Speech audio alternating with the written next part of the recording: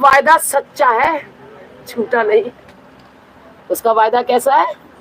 वो विश्वास योग्य परमेश्वर है। जिसमें हमने विश्वास किया है ना, वो अपने प्रियो को यूं ही नींद दान प्रदान कर देता है। लो बेटा सो, अगर 1 घंटा भी सो जाओगे ना तभी तुम्हारी नींद पूरी हो जाएगी।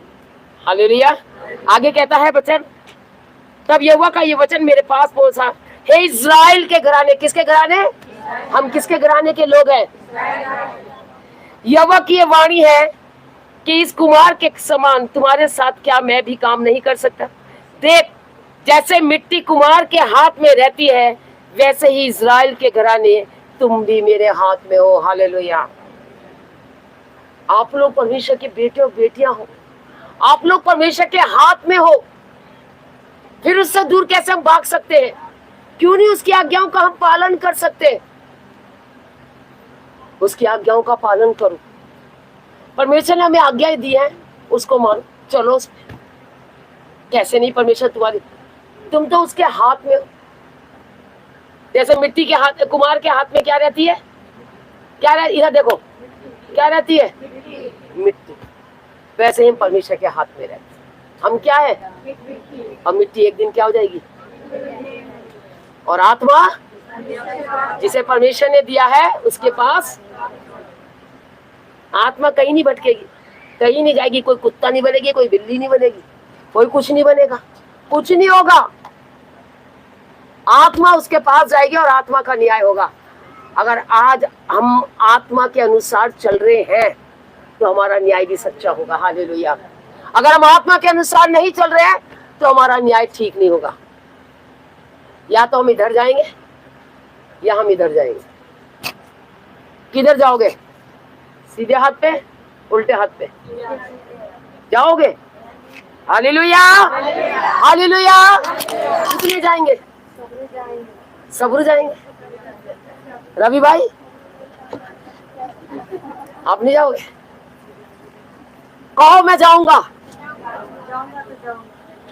जाऊंगी तो जाऊंगी,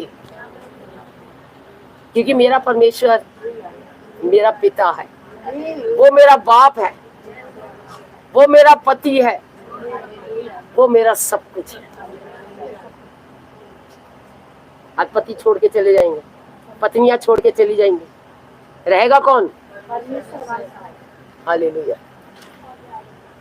आज ये परमेश्वर के अनुसार से ये चल रहे हैं हम लोग, नहीं तो हम कुछ भी नहीं है। हालेलुया। उसने हमें चलाया। आगे देखो, जैसे एक मिट्टी कुमार के हाथ में रहती है, वैसे ही इज़राइल के घराने तुम भी मेरे हाथ में हो। जब मैं किसी जाति या राज्य के विषय में कहूँ कि उसे उखाड़ूंगा या ढा दूंगा अथवा नष्ट करूंगा, तब यदि उस जाति के लोग जिसके विषय में मैंने ये बात कही हो अपनी बुराई से फिरे, तो मैं उस विपत्ति के विषय में जो मैंने उन पर डालने की ठानी हो पछताऊंगा। ये विपत्ति जैसे अगर सुनाया है, सब कुछ करा है, और अगर हम कहें आपसे कि आप बुरे मार्ग से फिर जाओ, और अगर फिर गए, जो परमेश्वर ने विपत्ति डालनी थी वो तुम पर नहीं पड़ेगी। हालेलुया। आपने सुना होगा निनवे शहर के बारे में, ठान ली थी परमेश्वर ने, 40 दिन के बीतने पर निनवे शहर क्या कर दिया जाएगा? तहस नहस हो जाएगा, पूरा निनवे शहर। और कितने लोग थे उसमें? कितने लोग थे? 1,20,000 लोग थे उसमें। और वो 1,20,000 लोगों ने, और उसमें जीव जंतु भी होंगे, पशु भी होंगे, सब कुछ होगा, क्योंकि परमेश्वर ने कह दिया था। योना वहां पर जाके कह दे कि अब से 40 दिन के बीतने पर निनवे शहर तहस नहस कर दिया जाएगा। और निनवे में योना नबी जो था वो वहां पर नहीं गया। कहाँ चला गया? क्या करा उसने?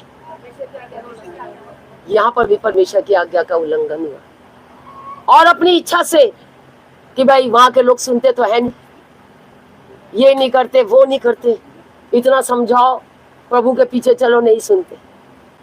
तो उसने इस सोच करके वो चला गया तर्तीश को। देखा, आज्ञा का उल्लंघन करना